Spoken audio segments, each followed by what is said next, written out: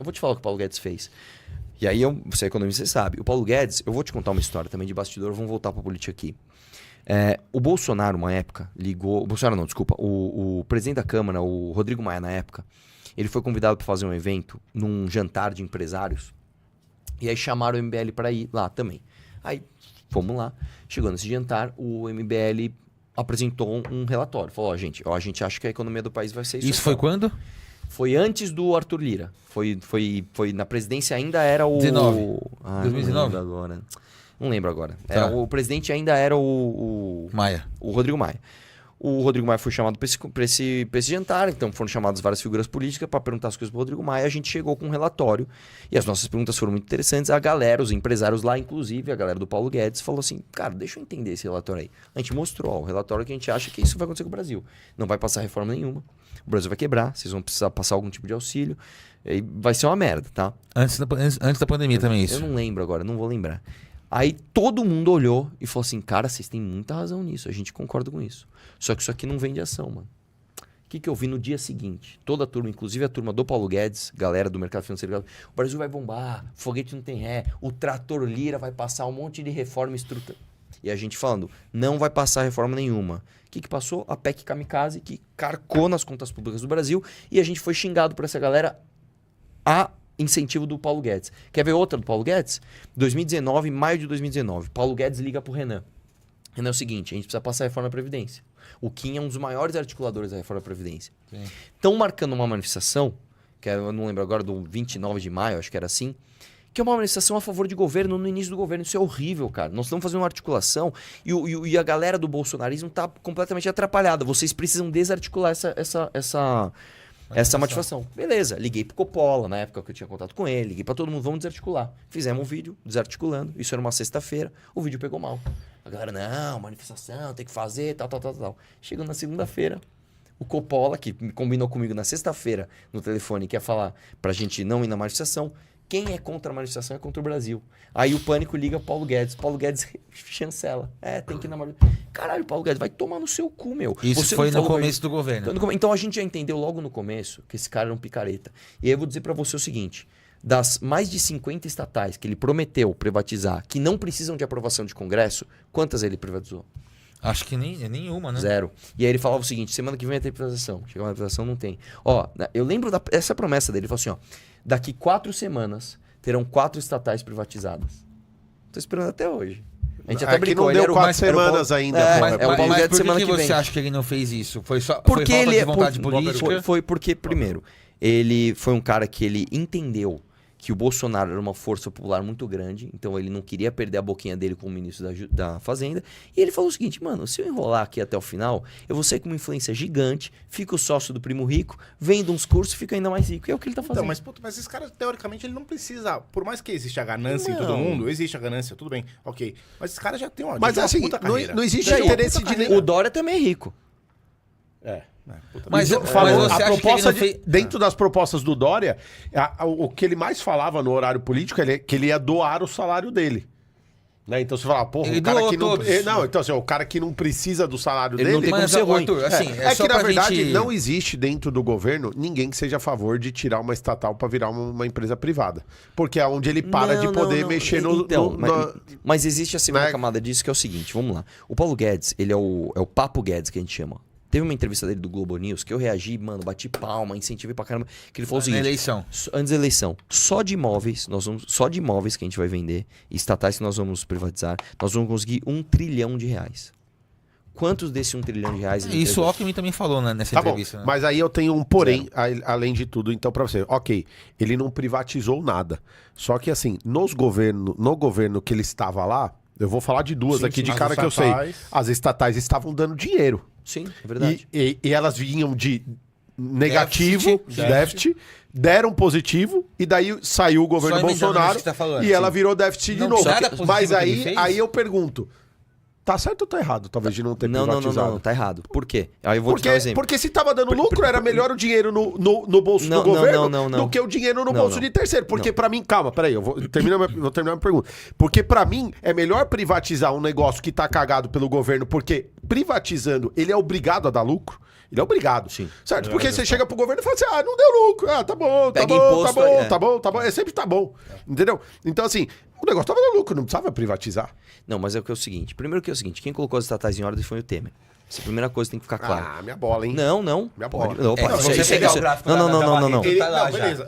Mas, porra, Não, vai não, continuar, vai continuar aumentando o Tudo lucro, bem, né? mas Ele não isso caiu. não A primeira Porque coisa... daí depois, tudo bem. Ele Aí fez vamos lá, no reformas. último governo Inclusive, o Temer é do o Zé maior Ruela presidente lá, da história do entrou Brasil, o mas vocês outro, não estão caiu. preparados pra falar Vamos lá. sobre Né? No isso aí. seguinte, Primeira coisa é o flipou seguinte. governo, Dívida caiu. pública. Primeira coisa é o seguinte. Foi, mandou bem. Primeiro coisa é o seguinte. Quem consertou o país não foi o Bolsonaro, foi o Temer. Não tô falando que foi o Bolsonaro, eu só estou dizendo que... Não, eu sim, tô sim. falando especificamente O das Temer, estatais, só em um isso. ano e meio, ele passou ele passou a PEC do teto, passou a reforma trabalhista, ele acabou com o imposto sindical obrigatório e só não passou uma reforma da Previdência, porque teve uma falsa denúncia do Joesley Batista, que ele teria roubado não sei o que lá, eu nem lembro o que era, o escândalo dos portos, Aliás, tal, que era uma mentira. foram perdoados, né, nossos amigos, né? Sim, que inclusive agora eles estão querendo comprar o Bradesco. Exatamente. Né? eu gosto Mas disso. enfim... Vai que, né? Aí... Tamo junto. O lance é o seguinte, ele consertou o país e o Bolsonaro pegou.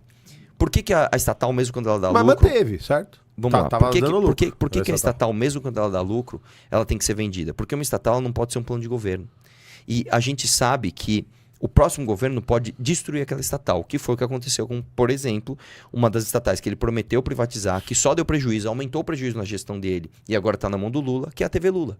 A TV EBC foi o seguinte, o Bolsonaro, tem uma entrevista dele na Jovem Pan, em 2018, falando é o seguinte, é um absurdo a gente pagar imposto para ter a TV Lula. A TV EBC tem que fechar. Porra, isso aí.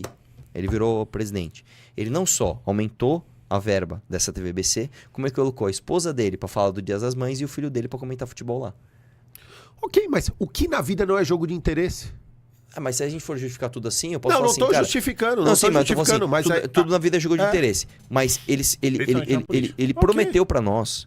E assim, quem dera o problema do Bolsonaro fosse não ter privatizado a TV EBC. Isso é um sintoma de tudo que ele Aí fez de eu já errado. concordo. Mas, porra, o cara te prometeu, mano.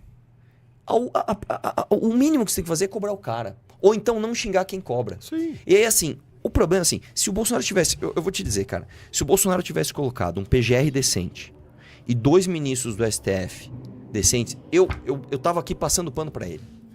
Ele não privatizou a EBC porque não tem que privatizar mesmo. É que o Lucas Eu ia fala, passar é pano pra telhado de ele. vidro. Todo Só mundo que ele tem. não fez, o pilar do que ele prometeu foi acabar com a corrupção e acabar com a criminalidade.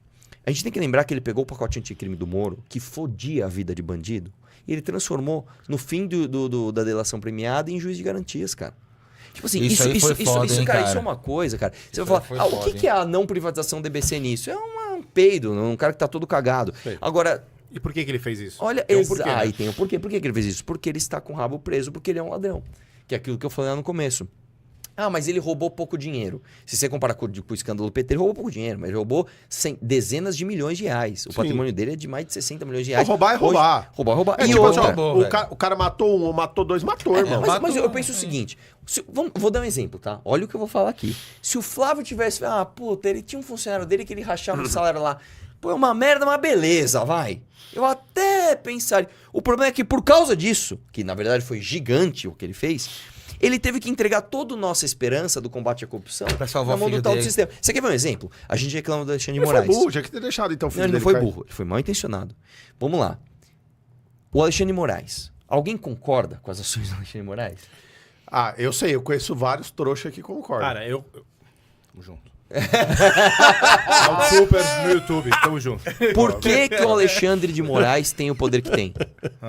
Aí eu vou dizer, por causa do Bolsonaro. Você fala, então vamos lá. Teve uma lei que passou no Congresso, que, assim, foi um milagre essa lei ter passado. Como que ela passou na Câmara dos Deputados e no Senado? Mas passou uma lei que acabava com decisões monocráticas de ministro. Então o ministro ele não podia mais. Você é o Tinha que do passar pelo Auto plenário Super, do eu, STF. ministro, tô mandando fechar teu bagulho. Não pode mais. Passou uma lei que agora, se eu decidir isso, eu tenho que levar pro plenário e todos os ministros têm que se expor e votar a favor ou contra aquilo. Que é a ideia da Suprema Corte. Lindo. Passou na Câmara dos Deputados. Passou no Senado. Legal. Bolsonaro vetou. Era a lava-toga que ele deixou de fazer Isso é também? outra coisa, é outra coisa ainda. É. A Só uma coisa lava-toga. aqui, Xandão, nada pessoal, viu? Ó, A ó, lava-toga, a Você fala lava-toga. por você abre Irmão, sua live no seu Instagram, você Eu fala. peguei o dinheiro do meu bolso, comprei uma passagem pra Brasília e fui articular a assinatura da lava-toga. E nós conseguimos, junto com os senadores do Podemos. Faltava uma assinatura, uma, que era do Flávio. A gente falou, não, o Flávio vai assinar. Vai Flávio. assinar, né? Não só ele não assinou, como ele começou a ligar pros senadores, ameaçando que o pai dele era presidente. E aí os senadores tiraram a assinatura. Aí vai essas te atualizei, os terça livre. Porque a quem interessa uma CPI agora? Ah, se fuder, meu. Então não dá, velho. Então É não que dá. assim, bagunça vamos do lá, caceta, a gente tá velho. num lugar Bagunça. que não tem ninguém limpo. Tem alguém limpo lá? Opa, claro que tem. Quantos? E aí eu vou te dizer uma coisa. Quantos Peraí, percentual? qual lugar? Qual lugar? Estamos falando de política. No falando- poder? é. No poder? Eu vou dizer uma coisa pra você, cara, que vai parecer contraintuitiva.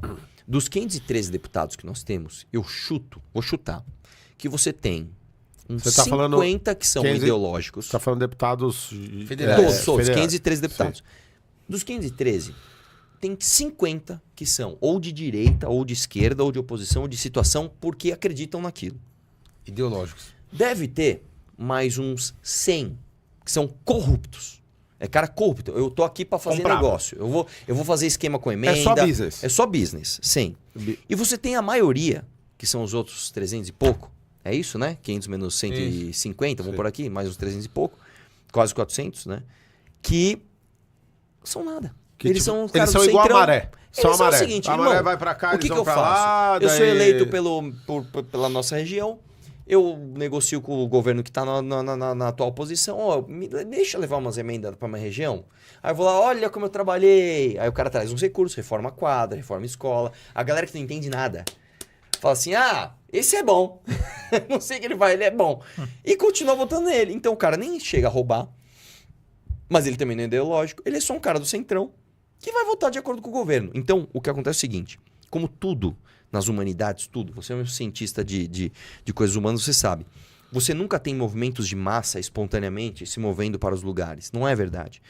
Tudo. Desde as revoluções comunistas até os progressos liberais. Você tem uma elite de pessoas ultra engajadas, fanáticas naquela pauta, que carregam uma maré de pessoas para aquilo que eles acham certo. O problema é que no Brasil nós temos esse monte de gente que não vai para lugar nenhum, um monte de gente do centro, e as elites políticas ou puxam para um petismo retardado, né? Ou para um bolsonarismo também retardado. Então, a nossa proposta, por isso que eu venho aqui, a nossa tese é, nós temos que ser uma elite, até responde aquela outra pergunta, né? De como é que a gente vai fazer para conquistar mais gente, a gente tem que formar uma elite hiper engajada que vai conquistar toda essa galera que não é engajada para nossa tese. Que é como as coisas mudam, né? Então, enfim, eu acho... Eu nem lembro onde eu tava. Era isso aí. Não, legal. A gente tá num caminho.